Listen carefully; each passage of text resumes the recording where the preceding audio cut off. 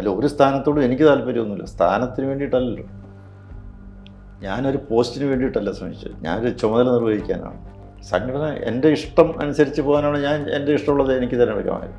പക്ഷേ ഒരു സംഘടന വന്നു കഴിയുമ്പോൾ സംഘടനയുടെ അച്ചടക്കത്തിന് വിധേയമായി സംഘടന തീരുമാനിക്കുന്നത് നടപ്പിലാക്കാനാണ് ഞാനങ്ങനെ ചെയ്തിട്ടുള്ളൂ. സംഘടന എന്ന് പറയുന്നൊരു ഒന്ന് ഉള്ളതുകൊണ്ടാണ് എന്നെപ്പോലുള്ള പൂജ്യത്തിന് വില. ഞാനൊരു വെറും പൂജ്യമാണ്.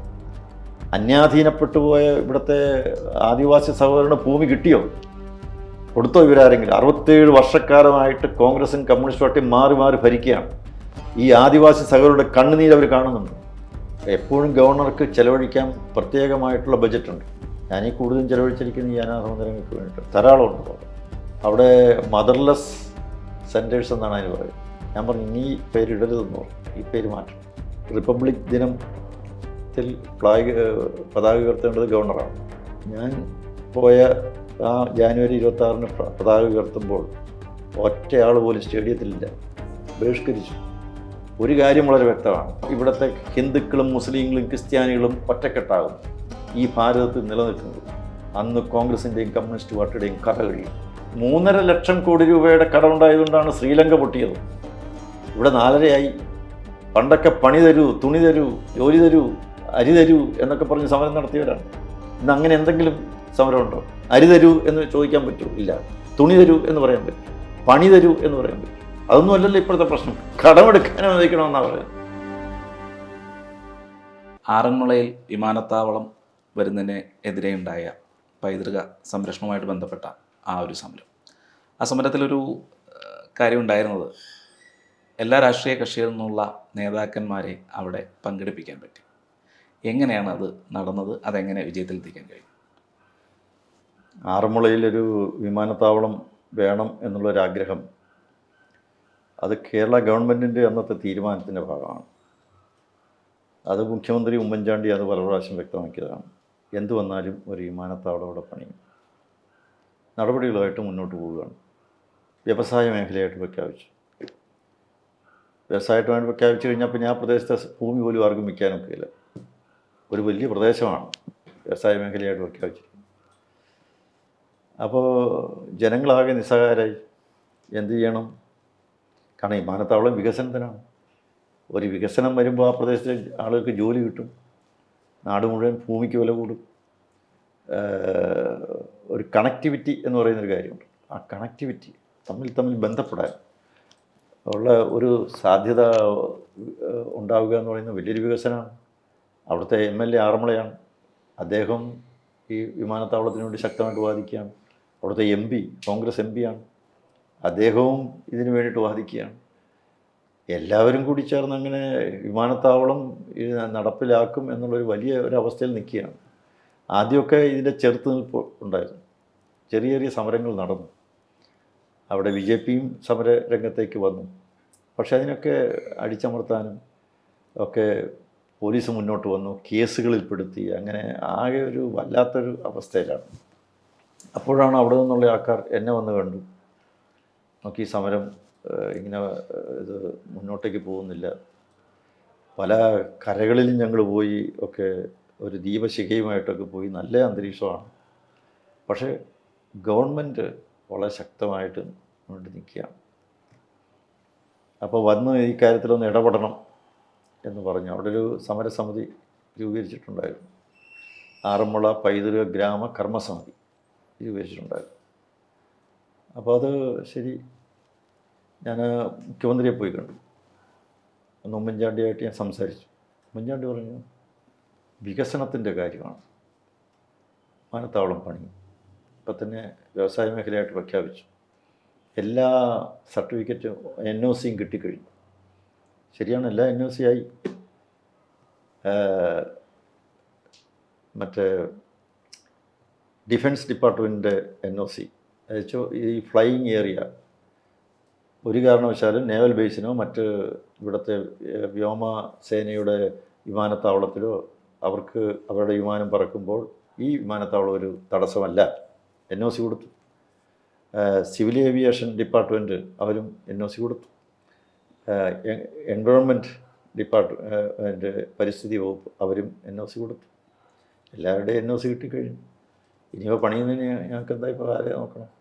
ഫീസിബിലിറ്റി റിപ്പോർട്ട്, വയബിലിറ്റി റിപ്പോർട്ട് എല്ലാം റെഡിയായി കഴിഞ്ഞു.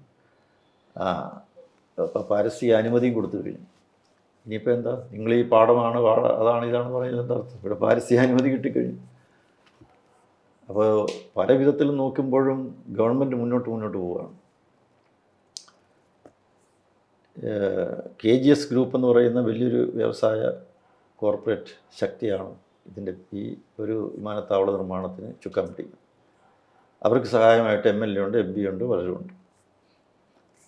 നോക്കിക്കഴിഞ്ഞപ്പോൾ ഈ പ്രക്ഷോഭത്തിൽ സ്പർശിക്കാൻ പോലും പറ്റുകയില്ലാത്ത വിധത്തിലാണ് നിൽക്കുന്നത്.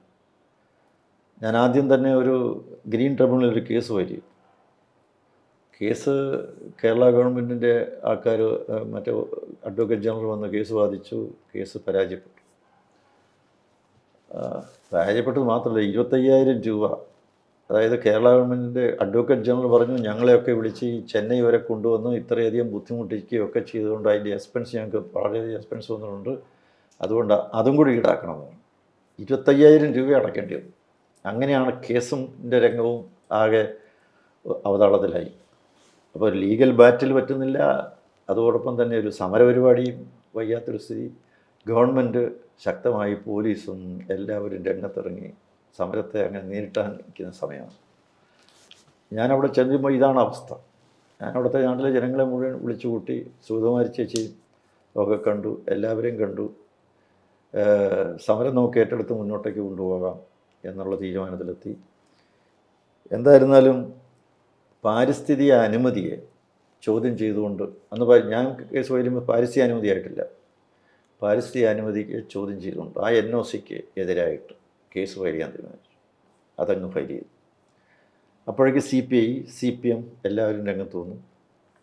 അപ്പോൾ പ്രക്ഷോഭം ഒരുമിച്ചായി. കാരണം സുഗതകുമാരി എല്ലാവരെയും വിളിച്ചു കൂട്ടി. ആ പ്രക്ഷോഭത്തിന് വേണ്ടിയിട്ട് എല്ലാവരും ആ സമരപ്പന്തലിൽ എല്ലാവരും വന്നു. VM സുധീരൻ വന്നു, VS അച്യുതാനന്ദൻ വന്നു, തോമസ് ഐസക് വന്നു, MA ബേബി വന്നു, P പ്രസാദ്, ബിനോയ് വിശ്വം, എല്ലാവരും, O രാജഗോപാൽ, സുരേന്ദ്രൻ, അങ്ങനെ BJP നേതാക്കൾ എല്ലാവരും. 108 ദിവസം നീണ്ടു നിൽക്കുന്ന വലിയൊരു സത്യാഗ്രഹം. 108ാമത്തെ ദിവസമാണ് തീരുമാനമാകുന്നത്. അപ്പോൾ ആ സത്യാഗ്രഹത്തിന് നമ്മൾ പരമാവധി എല്ലാ പഞ്ചായത്തുകളിൽ നിന്നും താലൂക്കുകളിൽ നിന്നും ആളുകളെ നിശ്ചയിച്ചു. ഓരോ ദിവസം ഓരോ പഞ്ചായത്ത്. ഒരു തെക്ക് നിന്ന് ഒരു പഞ്ചായത്ത് പങ്കെടുക്കുമ്പോൾ വടക്ക് ജില്ലകളിൽ നിന്ന് വേറൊരു പഞ്ചായത്ത്, അങ്ങനെ ഓരോ ദിവസം ഇട്ട് 108 ദിവസം. 108ാമത്തെ ദിവസം, 108 ദിവസം എന്ന് പറഞ്ഞാൽ അനിശ്ചിതകാല സത്യാഗ്രഹമായിരുന്നു. പക്ഷെ 108ാമത്തെ ദിവസം ആയപ്പോഴേക്കും ഹൈക്കോടതി വരെ സുപ്രീം കോടതി വരെ കേസ് പോയി. എല്ലാ കേസും കേരള ഗവൺമെൻറ് തോറ്റു. ആദ്യം ഗ്രീൻ ട്രിബ്യൂണൽ അനുകൂലമായിട്ട് വിധിച്ചു, അതിനെതിരായിട്ട് അവർ സുപ്രീം കോടതിയിൽ പോയി. സുപ്രീം കോടതി കേസെടുക്കുക പോലും ചെയ്തില്ല. അങ്ങനെ വിജയിച്ചൊരു സമരമാണ്. 108 ദിവസക്കാലം നൂറുകണക്കിന് ആളുകൾ ഒരു സത്യാഗ്രഹ പന്തലിൽ വന്നിരിക്കുക എന്ന് പറയുമ്പോൾ, രാവിലെ തൊട്ട് വൈകുന്നവരെ ഇരിക്കുക എന്ന് പറയുന്നത് അതൊരു പരിസ്ഥിതിക്ക് വേണ്ടിയിട്ടാണ്. അപ്പോൾ വ്യവസായ മേഖലയായി പ്രഖ്യാപിച്ച എന്ത് വന്നു കഴിഞ്ഞാലും ഇവിടെ വിമാനത്താവളം പണിയും എന്ന് പറഞ്ഞ മുഖ്യമന്ത്രിയുടെ വെല്ലുവിളിയെ എതിർത്തുകൊണ്ട് ഇത്രയും ജനങ്ങൾ അവിടെ സമരം ചെയ്യാൻ കഴിഞ്ഞു. ഇവിടെ എല്ലാ രാഷ്ട്രീയ നേതാക്കന്മാരും അവിടെ എത്തി. അതാണ് ആ സമരത്തിൻ്റെ ഏറ്റവും വലിയ വിജയം. പ്രകൃതിക്ക് വേണ്ടിയാണ്. ഒരു പാടശേഖരം മണ്ണിട്ട് നികത്തുന്നതിനെതിരായിട്ടാണ്. എന്നിട്ടും 50 ഏക്കർ മണ്ണിട്ട് നികത്തിയിരുന്നു ആദ്യം. അവിടെ നിന്നാണ് ഈ സമരത്തിന് ശക്തി പ്രാപിക്കുന്നത്. എന്തായിരുന്നാലും അത് പമ്പയുടെ തീരത്ത് ഇത്രയും വലിയൊരു 2500 ഏക്കറോളം വരുന്ന ഒരു വിശാലമായ പാടശേഖരം രക്ഷിക്കാൻ കഴിഞ്ഞു എന്ന് പറയുന്നത് ഒരു ചെറിയ കാര്യമല്ല. അത് ഇന്ന് ജനങ്ങൾക്ക് ബോധ്യമായി. ഇന്നിപ്പം വിമാനത്താവളം വേണം എന്ന് പറയാൻ ഈ പറയുന്ന MLAയോ MPയോ തയ്യാറില്ല. കാരണം 2018 വെള്ളപ്പൊക്കമാണ് അതിന് കാരണം. 2018 വെള്ളപ്പൊക്കം അവിടുത്തെ വീടുകൾ പലതും മുങ്ങി. പക്ഷേ ഒരു വീടും ഒലിച്ചു പോയില്ല. കാരണം ഈ പാടശേഖരത്തിലേക്ക് പമ്പയാറ്റിൽ നിന്നുള്ള വെള്ളം കയറി അത് നിറയാൻ 9 മണിക്കൂർ വേണ്ടി വന്നു. ആ 9 മണിക്കൂർ സമയം വെള്ളം പൊങ്ങിയില്ല. ഇത് പണിതിരുന്നുവെങ്കിൽ ഒരു 3 അടിയും കൂടെ പൊങ്ങിയേനെ, 3-4 അടിയും കൂടെ വെള്ളം പൊങ്ങിയേനെ ഈ ഒരു 6 ഗ്രാമം, പമ്പ തീരത്തുള്ള ഒരു 6 ഗ്രാമം ഒലിച്ചു പോയേനെ. ഇന്നവർക്ക് ബോധ്യമാണ്. എല്ലാവർക്കും വിമാനത്താവളം വേണം എന്ന് പറഞ്ഞിരുന്നവർക്കും ഇപ്പം ബോധ്യമാണ്. കാരണം പമ്പയാറിൻ്റെ തീരത്ത് 37 കൈവഴികളുണ്ടായിരുന്നു, ഇപ്പം 6 ഉള്ളൂ. പാടശേഖരങ്ങൾ ഇനിയും നികത്തിയാൽ, ഇപ്പം തന്നെ 2 ദിവസം മഴ പെയ്താൽ പമ്പയാറ് കരകവിഞ്ഞൊഴുകും. പമ്പയാറിൽ കെട്ടിയിരിക്കുന്ന പല ഡാമുകളുമുണ്ട്. അതൊക്കെ തുറന്നു വിട്ടാൽ ഈ പമ്പയാറിൻ്റെ തീരത്ത് കിടക്കുന്ന ഏതാണ്ട് 80 കിലോമീറ്റർ ദൂരം വരുന്ന പരിസര പ്രദേശത്ത് കിടക്കുന്ന 38 പഞ്ചായത്തുകളാണ് ഒലിച്ചു പോകും. ഇതൊക്കെ ആ യാഥാർത്ഥ്യം ഇന്ന് ആ ജനങ്ങൾക്ക് ബോധ്യമുണ്ട്. ഈ ഹിന്ദു സാംസ്കാരിക പ്രവർത്തനത്തിൽ നിന്ന് രാഷ്ട്രീയ പ്രവർത്തനത്തിലേക്ക് 87 ഇലക്ഷന് നിന്നിരുന്നുവെങ്കിലും ഹിന്ദു സംഘടനാ പ്രവർത്തനത്തിൽ നിന്ന് രാഷ്ട്രീയ പ്രവർത്തനത്തിലേക്ക് വന്നിരുന്നില്ല.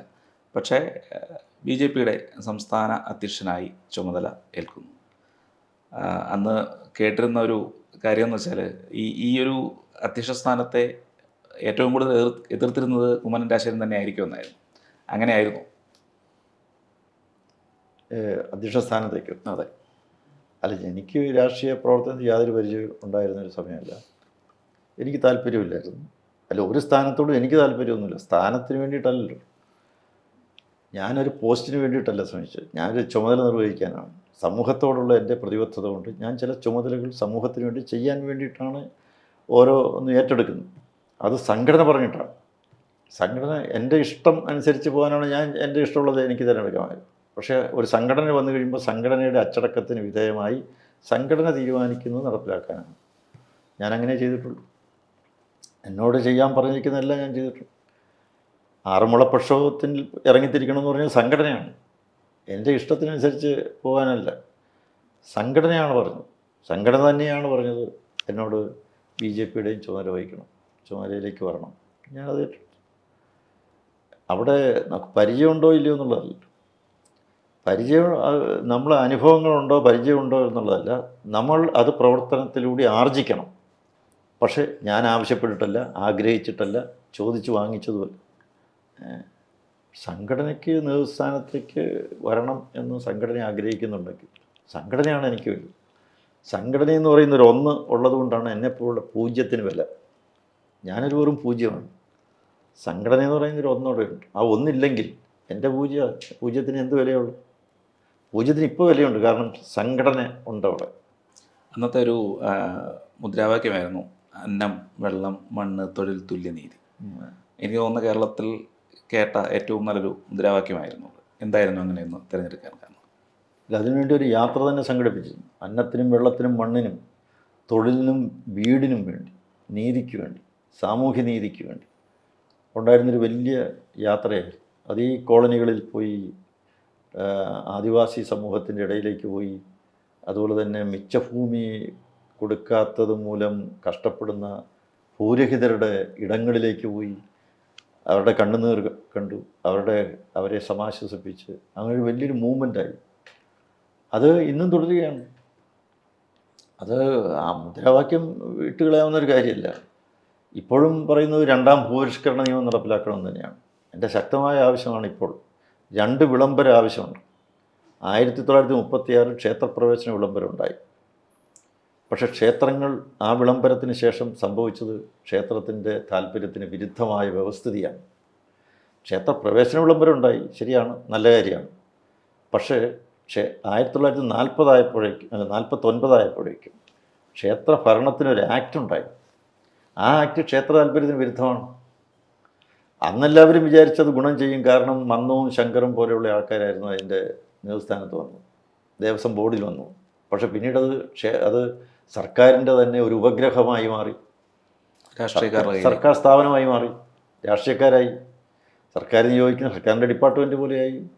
ഇവിടുത്തെ ബിവറേജസ് കോർപ്പറേഷൻ അല്ലെങ്കിൽ ഇവിടുത്തെ KSRTC ഒക്കെ പോലെ തന്നെ ഒരു ദേവസ്വം ബോർഡായി. അത് വാസ്തവത്തിൽ ക്ഷേത്രത്തിൻ്റെ താല്പര്യത്തിന് വിരുദ്ധമായി.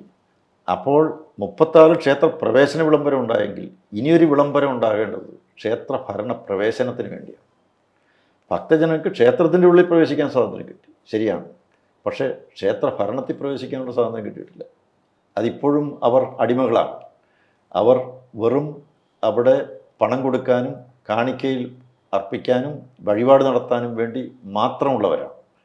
അവിടെ തങ്ങൾ കൊടുക്കുന്ന പൈസയിൽ രൂപയിൽ 1 രൂപ അല്ലെങ്കിൽ 100 രൂപ കൊടുത്താൽ 1 രൂപ പോലും എങ്ങനെ ചെലവഴിക്കുന്നു ചോദിക്കാൻ അവർക്ക് ഇന്നും അർഹതയില്ല.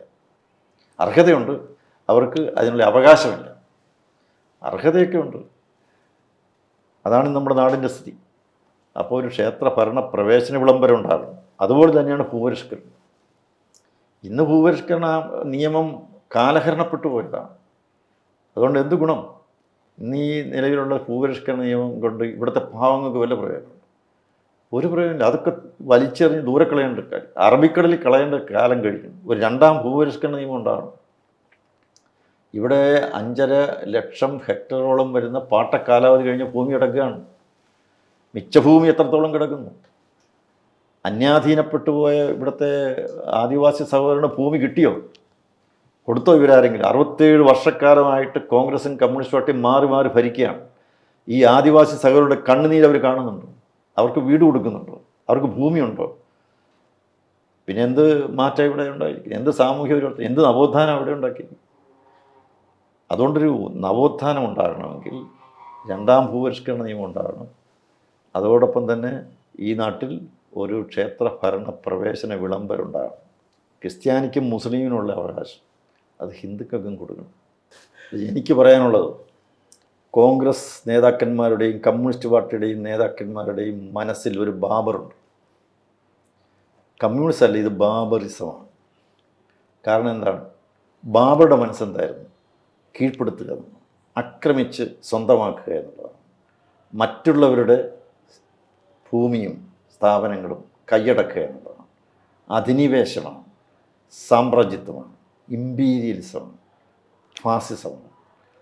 ആ ബാബറിൻ്റെ വികാരം ഇന്ന് കോൺഗ്രസ് നേതാക്കന്മാരുടെ മനസ്സിലുണ്ട്, കമ്മ്യൂണിസ്റ്റ് പാർട്ടിയുടെ നേതാക്കന്മാരുടെ മനസ്സിലുണ്ട്. അതുകൊണ്ട് തന്നെയാണ് ആദിവാസികളുടെ ഭൂമി വിട്ടുകൊടുക്കാത്തത്. ആദിവാസികൾക്ക് അവകാശപ്പെട്ട ഭൂമി കൊടുക്കാത്തതിൻ്റെ കാരണം എന്താണ്? അവരിലൊരു ബാബറുള്ളത് കൊണ്ടാണ്. കാരണം കയ്യേറ്റക്കാരനും പിടിച്ചടക്കുന്നവനും അധിനിവേശക്കാരനും ഈ പാവങ്ങളുടെ ഭൂമി മുഴുവൻ കൈയടക്കി വെച്ചിരിക്കുകയാണ്. അതിൽ നിന്നും വിമോചിപ്പിക്കാൻ 1985 നിയമം ഉണ്ടായിട്ടും അത് ഇന്നേ വരെ നടപ്പിലാക്കാൻ കഴിയാത്തത് അവരിലൊരു ബാബറുള്ളത് കൊണ്ടാണ്. ഈ അധിനിവേശം നമ്മുടെ കേരളത്തിൽ പലയിടത്തും നടന്നിട്ടുണ്ട്. ക്ഷേത്രങ്ങളുടെ ഭൂമി അന്യാധീനപ്പെട്ടു പോയിട്ടുണ്ട്. അന്യാധീനപ്പെട്ടു പോയ ഭൂസ്വത്തുക്കൾ എന്തുകൊണ്ട് ക്ഷേത്രത്തിന് തിരിച്ചു കിട്ടുന്നില്ല? തിരിച്ചു കിട്ടാത്തതിൻ്റെ കാരണം ഈ കേരളത്തിൽ 67 വർഷക്കാലമായി ഭരിക്കുന്നവരുടെ മനസ്സിൽ ഒരു ബാബറുള്ളത് കൊണ്ടാണ്. കമ്മ്യൂണിസമല്ല, ബാബറിസമാണ്. അതാണ് നമ്മുടെ നാടിൻ്റെ അധോഗതിയുടെ കാര്യം. അതിൽ നിന്നൊരു വിമോചനമാണ് വേണ്ടത്. അന്യാധീനപ്പെട്ടു പോയിക്കൊണ്ടിരിക്കുന്ന എല്ലാം വീണ്ടെടുക്കണം. അത് വീണ്ടെടുത്ത് അവകാശപ്പെട്ടവർക്ക് കൊടുക്കണം. അതാണ് അയോധ്യയുടെ പാഠം. ഇടക്കാലത്ത് മിസോറാമിലേക്ക് ഗവർണറായിട്ട് പോയി. വടക്കിഴക്കൻ സംസ്ഥാനമാണ്. എന്തായിരുന്നു അവിടെ ചെന്നപ്പോഴുണ്ടായിരുന്ന അനുഭവങ്ങൾ? ഞാനന്ന് കേട്ടത് ഡയറക്ടർ ഇങ്ങനെ പറഞ്ഞിരുന്നു, പുട്ട് കിട്ടുന്നില്ല. തമാശയായിട്ട് പറഞ്ഞിരുന്നു. ഇവിടുന്ന് ഞങ്ങളൊക്കെ ചോദിക്കുമ്പോൾ ദോശയൊക്കെ ഉണ്ടോ എന്ന് ഡയറക്ടറാന്ന് ചോദിക്കുമ്പോൾ ദോശയൊക്കെ ഉണ്ട്, പക്ഷെ പുട്ടില്ല എന്നിങ്ങനെ പറഞ്ഞിരുന്നു.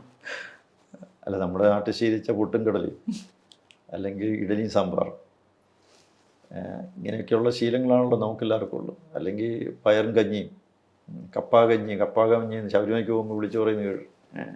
ഇതൊന്നും അവിടെ കിട്ടത്തില്ല. അവിടുത്തെ രീതിയിലുള്ള ഒരു പാചക രീതിയുണ്ട്. അതൊക്കെ കാരണം അവർ മാംസം ആഹാരം കൂടുതലായിട്ട് കഴിക്കുന്നവരാണ്. സസ്യാഹാരങ്ങൾ എങ്ങനെയാണ് ഉണ്ടാക്കേണ്ടതെന്നുള്ളതിനെക്കുറിച്ചുള്ള കാര്യങ്ങൾ അവർക്ക് നമ്മളുണ്ടാക്കുന്ന പോലെ ആ രുചിയിൽ അവരത്ര പ്രാവീണ്യമില്ല. പക്ഷേ എന്നിരുന്നാലും അതും ഉണ്ടാക്കും. പക്ഷേ നമ്മൾ ആഹാര രീതി ആയിരുന്നാലും ജീവിത സമ്പ്രദായങ്ങളായിരുന്നാലും അവിടുത്തെ വ്യത്യസ്തമാണ്. ഞാൻ അതിനോടെല്ലാം യോജിച്ച് തന്നെയാണ് പോയത്. എനിക്കതിൽ വലിയ പ്രയാസമൊന്നും തോന്നിയിട്ടില്ല. കാരണം എവിടെ പോയി കഴിഞ്ഞാലും അവിടുത്തെ സാമൂഹ്യ പശ്ചാത്തലം മനസ്സിലാക്കി അവിടുത്തെ സാമൂഹ്യ ജീവിതവുമായി ഇഴുകിച്ചേർന്ന് അവരോടൊപ്പം കഴിഞ്ഞ് പോവുക എന്നുള്ളതാണ്. അല്ല എനിക്കിന്നത് വേണം എന്ന് പിടിവാശി പിടിച്ചിട്ട് കാര്യമൊന്നുമില്ല. അതെനിക്ക് സാധിച്ചിട്ടുണ്ട്. കാരണം ഞാൻ അവിടെ ചെന്ന് ഇറങ്ങുമ്പോൾ എനിക്കെതിരെ വലിയ പ്രതിഷേധ പ്രകടനങ്ങൾ നടക്കുകയാണ്. അത് ഈ കേരളത്തിൽ നിന്ന് കൊടുത്തിരിക്കുന്ന ഇൻപുട്സാണ്. എന്നെക്കുറിച്ചുള്ള നെഗറ്റീവ് ആയിട്ടുള്ള പല ആശയങ്ങളും പല രീതിയിലുള്ള വിശദീകരണങ്ങളും ഇവിടെ നിന്ന് പോയിട്ടുണ്ട് ഞാൻ ചെല്ലുന്നതിന് മുമ്പ് തന്നെ. അപ്പോൾ അവിടുത്തെ പത്രം ഒന്നോ രണ്ടോ പത്രമുള്ളതൊക്കെ അതിൻ്റെ അകത്തെല്ലാം അച്ചടിച്ച് പ്രധാനപ്പെട്ട വരാൻ പോകുന്ന ഗവർണർ വർഗീയവാദി എന്നൊക്കെ പറഞ്ഞുകൊണ്ട് അങ്ങനെ ചിത്രീകരിച്ചുകൊണ്ടുള്ള വാർത്തകളൊക്കെ വന്നു. അപ്പോൾ ഞാൻ ചെന്നിറങ്ങിയ അപ്പോൾ തന്നെ ഈ പ്രതിഷേധങ്ങൾ പത്രത്തിൽ പ്രധാനപ്പെട്ട വാർത്തകൾ അതൊക്കെ ഞാനും വായിക്കുന്നുണ്ട്. ഞാനൊരു ഒരു മത്സര ബുദ്ധിയോടുകൂടി തന്നെ അതിനെ കണ്ടു. അങ്ങനെയാണെങ്കിൽ ശരി, ആ മനോഭാവത്തെ മാറ്റിയെടുക്കും. അവരോട് എതിരിട്ടിട്ടല്ല, അവരുടെ തെറ്റിദ്ധാരണയാണ് അത്. അവരെ സ്നേഹിച്ച് അവരോടൊപ്പം നിന്ന് അവർക്ക് വേണ്ടി വാദിച്ച് അവർക്ക് വേണ്ടി എന്തെങ്കിലുമൊക്കെ ചെയ്തു കൊടുത്ത് അവരെ വിശ്വാസത്തിലെടുക്കും. അങ്ങനെ ഞാൻ അവരുടെ ഇടയിലേക്ക് ഇറങ്ങിച്ചെന്നു. ഞാൻ അവിടുത്തെ അനാഥ മന്ദിരങ്ങൾ, അവിടുത്തെ സോഷ്യൽ സർവീസ് നടത്തുന്ന സംഘടനകൾ എല്ലാവരെയും രാജ്ഭവനിലേക്ക് തന്നെ വിളിച്ചു വരുത്തി അവർക്ക് ഭക്ഷണമൊക്കെ കൊടുത്ത് അവരോടൊപ്പം ഇരുന്ന് സംസാരിച്ച് ചർച്ച ചെയ്ത് അവരുടെ പ്രശ്നങ്ങൾ ചോദിച്ച് മനസ്സിലാക്കി പരിഹരിക്കാൻ വേണ്ടി ശ്രമിച്ചിട്ടുണ്ട്. എപ്പോഴും ഗവർണർക്ക് ചിലവഴിക്കാൻ പ്രത്യേകമായിട്ടുള്ള ബജറ്റുണ്ട്. ഇഷ്ടം ഉള്ള കാര്യത്തിന് വേണ്ടി ചിലവഴിക്കാം. ഞാനീ കൂടുതലും ചിലവഴിച്ചിരിക്കുന്ന ഈ അനാഥ മന്ദിരങ്ങൾക്ക് വേണ്ടിയിട്ട് ധാരാളമുണ്ട്. അവിടെ മദർലെസ് സെൻറ്റേഴ്സ് എന്നാണ് അതിന് പറയുന്നത്. കുട്ടികൾ മദർലെസ് ബേബീസ് സെൻറ്റർ. ഞാൻ പറഞ്ഞു ഇനി ഈ പേര് ഇടരുതെന്ന് പറഞ്ഞു, ഈ പേര് മാറ്റണം. കാരണം അവർക്ക് അമ്മമാരുണ്ട്, നിങ്ങളൊക്കെ അവരെ പരിചരിക്കുകയല്ലേ, നിങ്ങളൊക്കെ തന്നെയാണ് അമ്മമാർ. ഇവിടുത്തെ ഈ കേരളത്തിലും അനാഥ മന്ദിരം ഇടയ്ക്ക് എഴുതി, എന്തിനാ ആ പേര് മാറ്റി പിന്നീട്? അവരനാഥരല്ല. നിങ്ങളുടെ നമ്മുടെ സ്ഥാപനത്തിലേക്ക് അവർ വന്നു കഴിഞ്ഞാൽ പിന്നെ അവരെ കയറി അനാഥരെന്ന് തന്നെ വിളിക്കുന്നു. അതില്ലാതെ തോന്നിച്ചു കൊടുക്കേണ്ടത് നമ്മുടെ ഉണ്ട്. അവർക്ക് വേണ്ടി ധാരാളം കാര്യങ്ങൾ, ക്ഷേമ പ്രവർത്തനങ്ങൾ ധാരാളം ചെയ്തു. അവിടെയുള്ള ഹാൻഡിക്രാഫ്റ്റ്സ്, ഹാൻഡ്ലൂമാണ് അവരുടെ പ്രധാനപ്പെട്ട. പിന്നെ മുള ഉപയോഗിച്ചുള്ള സാധന സാമഗ്രികൾ ഉണ്ടാക്കുക എന്നുള്ളതാണ്. കാരണം അവിടെ ഏതാണ്ട് 80% ഫോറസ്റ്റാണ്, അതിലെ മുളയാണ്, അതിൽ 80% മുളയാണ്. മുള ഉപയോഗിച്ചുകൊണ്ടുള്ള വീടുകൾ പണിയുക, മുള ഉപയോഗിച്ചുള്ള സാധന സാമഗ്രികൾ ഉണ്ടാക്കുക, അത് ഞാൻ കൂടുതൽ പ്രൊമോട്ട് ചെയ്തു. അവർക്ക് വേണ്ടിയിട്ട് അതൊക്കെ ചെയ്തു കൊടുക്കാനുള്ള എക്സിബിഷൻ സംഘടിപ്പിച്ചു. ഡൽഹിയിൽ 2-3 എക്സിബിഷൻ സംഘടിപ്പിച്ചു കൊടുത്തു. അങ്ങനെ അവരുടെ ഗ്രാമങ്ങളുണ്ട്. ആ ഗ്രാമം ആദ്യമായിട്ടൊരു ഗവർണർ ചെല്ലുകയാണ് അവരുടെ ഗ്രാമങ്ങളിലേക്ക്. ഞാൻ പോയി. 3 ജില്ലകൾ ഗവർണർ നേരിട്ട് ഭരിക്കുന്നതാണ്, ഓട്ടോണോമസ് ഡിസ്ട്രിക്ട്സ് എന്ന് പറയും. അവിടെ മറ്റേ സ്റ്റേറ്റ് ഗവൺമെൻറ്റിന് യാതൊരു ഇതുമില്ല. ഗവർണറാണ് അവിടെ ഭരിക്കുക. ഗവർണർ പ്രത്യേക, അതിന് ഫണ്ടാണ്, കേന്ദ്ര ഫണ്ട് അതിന് പ്രത്യേകമുണ്ട്. കാരണം അവിടെ പാലം ഇല്ല. പാലം പണിതാൽ തന്നെ പിറ്റേ ദിവസം അടുത്ത മഴയ്ക്ക് അത് ഒലിച്ചു പോകും. അങ്ങനത്തെ ഒരു ഭൂപ്രകൃതിയുള്ള സ്ഥലമാണ്. ചെല്ലണമെങ്കിൽ ഹെലികോപ്റ്ററിൽ എല്ലാം പറ്റൂ. ഒരു ദിവസം നമുക്ക് യാത്ര ചെയ്യണമെങ്കിൽ 1-2 ദിവസം എടുക്കും അവിടെ എത്തണമെങ്കിൽ, റോഡ് മാർഗം പോകണമെങ്കിൽ. ചിലയിടത്ത് റോഡില്ല. അങ്ങനെ ഹെലികോപ്റ്ററിലൊക്കെ പോയി ആ 3 ജില്ലകളിലും യാത്ര ചെയ്ത് അവരെയെല്ലാം വിളിച്ചു കൂട്ടി അവരുടെ കലകൾ ഒക്കെ കണ്ടെത്തി അതൊക്കെ പ്രോത്സാഹിപ്പിച്ച് അതൊക്കെ അവിടെ അവതരിപ്പിച്ച് അങ്ങനെ വിശ്വാസം ആർജിച്ചു. അതിന് പ്രതിഷേധിച്ചിരുന്നവരെല്ലാവരും ഞാൻ അവിടുന്ന് പോകുമ്പോൾ വിമാനത്താവളത്തിൽ എന്നെ യാത്രയാക്കാൻ വന്നു. അതൊരു ടച്ചിങ്, ഒരു ഹൃദയസ്പർശിയായിട്ടുള്ള രംഗങ്ങളായിരുന്നു. അവിടുത്തെ മുഖ്യമന്ത്രി, അവിടുത്തെ മന്ത്രിസഭാംഗങ്ങൾ, അതുപോലെ തന്നെ ഈ പറയുന്ന നിരവധി സംഘടനകളുടെയും എന്നെ എതിർത്ത സംഘടനകളുടെ നേതാക്കന്മാരും എല്ലാവരും വളരെ അങ്ങേയറ്റം ഒരു ഹൃദയസ്പർശിയായുള്ള കാഴ്ചയായിരുന്നു എന്നെ സംബന്ധിച്ചിടത്തോളം. കാരണം അവരെ വിട്ടുപോരുന്നു എന്നുള്ളതേ. അത് ഞാനൊരു കൗണ്ടർ ആർഗ്യുമെൻറ്റിനും പോയില്ല, അവരുടെ ആരോപണങ്ങൾക്ക് മറുപടി പറയാൻ പോയില്ല. ഒരിക്കൽ റിപ്പബ്ലിക് ദിനത്തിൽ പതാക ഉയർത്തേണ്ടത് ഗവർണറാണ്, എപ്പോഴും എല്ലാ സ്റ്റേറ്റിലും. സ്വാതന്ത്ര്യദിനത്തിന് മുഖ്യമന്ത്രിയാണ്. ഞാൻ പോയ ആ ജാനുവരി 26-ന് പതാക ഉയർത്തുമ്പോൾ ഒറ്റയാൾ പോലും സ്റ്റേഡിയത്തിലില്ല, ബഹിഷ്കരിച്ചു. അന്ന് റിപ്പബ്ലിക് ദിനം എനിക്കാകെ അഭിസംബോധന ചെയ്യാനുള്ള പോലീസുകാരോടും അവിടുത്തെ അവരുടെ പരേഡുണ്ടായിരുന്നു. ആ പരേഡിൽ അഭിവാദ്യം സ്വീകരിച്ചു, പതാക ഉയർത്തി, അവരോട് ഞാൻ സംസാരിച്ചു. അത്ര പോലും പ്രതിഷേധങ്ങൾ നേരിടേണ്ടി വന്നിട്ടുണ്ട്. രാജ്ഭവന് മുമ്പിൽ വലിയ ഒരു ധർണ നടത്തിയവർ, ആയിരക്കണക്കിന് ആളുകൾ പങ്കെടുക്കുന്ന ധർണ, അവർ ബന്ധാക്കി. അതിനൊക്കെ അതിജീവിച്ചു. അന്നത്തെ ഒരു ഫോട്ടോ കണ്ടിരുന്നു, ഒരു കുട്ടി താടിയിൽ പിടിച്ചുകൊണ്ടിരിക്കുന്ന ഒരു ഫോട്ടോ. കുട്ടികളെ അത് ഇവിടെ ചെല്ലുന്ന സമയത്താണ്. പലയിടങ്ങളിലും അത്യാവശ്യമുള്ള കളിക്കോപ്പുകളില്ലായിരുന്നു. അതുപോലെ തന്നെ ഫുട്ബോൾ കോർട്ടില്ല, ഫുട്ബോൾ കോർട്ട് ഇല്ല. കാരണം വെച്ചാൽ മലഞ്ചെരുവല്ലേ, അവിടെ എങ്ങനെയാണ് കോർട്ട് ഉണ്ടാക്കാൻ പറ്റും? ആകെ ആ സ്റ്റേറ്റിലുള്ളത് 3 കോർട്ടാണ് ഫുട്ബോൾ കോർട്ട് എന്ന് പറയാൻ, മൈതാനം എന്ന് പറയാൻ. അവർക്ക് പന്തുകളിൽ വലിയ ഭയങ്കരമായ കമ്പമുള്ളവരാണ്. അവർ ഈ റോഡിൻ്റെ സൈഡിൽ കിടന്നാണ് കളിക്കുന്നത്, കളിച്ചാണ് പഠിക്കുന്നത്. അങ്ങനെയുള്ള മിസോറമിലെ ആളുകൾ ഇന്ത്യൻ ടീമിൽ 4-5 പേര് മിസോറംകാരായിരിക്കും. ആലോചിച്ച് നോക്കി അതിൻ്റെ എന്താണ് അവരുടെ ആ ഇച്ഛാശക്തി. ഫുട്ബോൾ കളിക്കാൻ കോർട്ട് പോലും ഇല്ലാത്തൊരു സ്ഥലത്ത് ഒരു സ്കൂൾ പണിതാൽ ആ സ്കൂള് വെറും തൂണുകളിൽ നിർത്തിയിരിക്കുകയാണ്. ഈ ചെരിവുള്ള സ്ഥലങ്ങളിൽ സ്ലോപ്പായിട്ട് കിടക്കുന്ന സ്ഥലത്ത് പില്ലറുകൾ താത്ത് സ്കൂൾ പണിതിരിക്കുന്നു. അവിടെ ഒരു കോർട്ടുണ്ടാക്കുന്നത് എങ്ങനെയാണ്? സ്കൂൾ മുറ്റം എങ്ങനെ ഉണ്ടാകും? അവിടെ ഇരുന്ന് പഠിക്കുന്ന കുട്ടികൾ അവർക്ക് കളിക്കാൻ അവർ കണ്ടെത്തുന്നത് റോഡിൻ്റെ സൈഡിൽ കിട്ടുന്ന ചെറിയ സ്ഥലങ്ങളിൽ പോയി നിന്ന് കളിച്ച് വളർന്നവർ ഇന്ത്യൻ ടീമിൽ വരികയാണ്. മിസോറമിൽ നിന്നുള്ളവരാണ് ഫുട്ബോൾ ടീമിൽ വരുന്നത്. അവർ വെയ്റ്റ് ലിഫ്റ്റിംഗ്, പവർ ലിഫ്റ്റിംഗ്, ഇതിലൊക്കെ അവർ ഭയങ്കരന്മാരാണ്. അവരെല്ലാം വിളിച്ചു വരുത്തി ഞാൻ ഈ ഫുട്ബോൾ കളി കാണാനായിട്ട് പോകും, അവരുടെ ഇടയിലേക്ക് പോകും. അങ്ങനെ ആ കായിക രംഗത്ത് പരമാവധി സഹായങ്ങൾ ചെയ്തു കൊടുത്തു. വെയ്റ്റ് ലിഫ്റ്റിങ്ങിലൊക്കെ ഉള്ളവർ ചാമ്പ്യന്മാരാണ്. അവരെല്ലാം വിളിച്ചു വരുത്തി അവർക്ക് മൊമെൻറ്റോ കൊടുത്ത് അവരെയൊക്കെ പ്രോത്സാഹിപ്പിച്ച് സ്പോർട്സ് രംഗത്തൊക്കെ ഒരു ഉന്നതിയിലാണ്. എന്നാൽ സൗകര്യമെല്ലാം ഉണ്ടോന്നില്ല. ജിംനേഷ്യം 2-3 ജിംനേഷ്യം ആകെ ഉള്ളൂ. കേരളത്തിൻ്റെ ഭാവി പറ്റിയിട്ട് എന്താണ് തോന്നുന്നത്? കാര്യം കഴിഞ്ഞ 10 വർഷത്തെ ഒരു കാർഷിക മേഖല തന്നെ നോക്കിയാൽ മറ്റെല്ലാ സംസ്ഥാനങ്ങളും മുന്നേക്കാണ് പോയിരിക്കുന്നത്. പക്ഷേ 30% കൃഷിഭൂമിയുള്ള കേരളം പിന്നിലേക്കാണ് പോയത്. അപ്പോൾ ഇങ്ങനെയൊരവസ്ഥയിലാണ് കേരളം പോകുന്നത്. എന്നാൽ വ്യവസായങ്ങളൊട്ട് വരുന്നതുമില്ല. അപ്പോൾ ഇനി ഭാവി എന്തായിരിക്കും കേരളത്തിൻ്റെ ഇങ്ങനെ പോയാൽ? കേരളത്തിൻ്റെ ഭാവി എങ്ങനെയാണ് ഇതിൽ നിന്ന് രക്ഷപ്പെടാൻ സാധിക്കുക? കേരളത്തിൻ്റെ ഭാവി വളരെ ഇരുളടഞ്ഞതാണ് ഇന്നത്തെ അവസ്ഥയിൽ. 67 വർഷക്കാലം കൊണ്ട് ഭരിച്ച കോൺഗ്രസും കമ്മ്യൂണിസ്റ്റ് പാർട്ടിൻ്റെ ഉത്തരവാദിയാണ്. കേരളത്തിലെ ജനങ്ങൾക്ക് കഴിക്കാൻ 46 ലക്ഷം ടൺ അരി വേണം ഒരു വർഷം. 7 ലക്ഷം ടൺ അരിയാണ് ഇവിടെ ഉൽപ്പാദിപ്പിക്കുന്നത്. പിന്നെ എങ്ങനെ കേരളം കാർഷിക രംഗത്ത് രക്ഷപ്പെടും? 15.5 ലക്ഷം ടൺ അരി കേന്ദ്രത്തിൽ നിന്ന് കൊടുക്കുന്നുണ്ട്. BPLകാർക്ക് സൗജന്യമായിട്ട് അരി കൊടുക്കുന്നുണ്ട്. അതുകൊണ്ട് രക്ഷപ്പെട്ടു പോവുകയാണ്.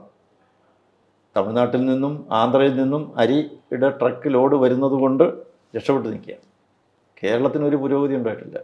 5.5 ലക്ഷം ഹെക്ടർ നെൽവയലുണ്ടായിരുന്നു, ഇപ്പം 2.5 ഉള്ളൂ. ബാക്കി മുഴുവൻ ഈ 67 വർഷം കൊണ്ട് മണ്ണെടുത്ത് നിർത്തിയതാണ്. എങ്ങനെ കേരളം രക്ഷപ്പെടുക? ഈ അടുത്ത കാലത്ത് പറഞ്ഞില്ലേ 4000 ഹെക്ടർ വനഭൂമിയാണ് നഷ്ടപ്പെട്ടിരിക്കുന്നത്. എങ്ങനെ കേരളം രക്ഷപ്പെടുക? ഒരു വ്യവസായം പോലും ഇവിടെ വരുന്നില്ല. ഉള്ള വ്യവസായങ്ങൾ പൂട്ടുകയാണ്.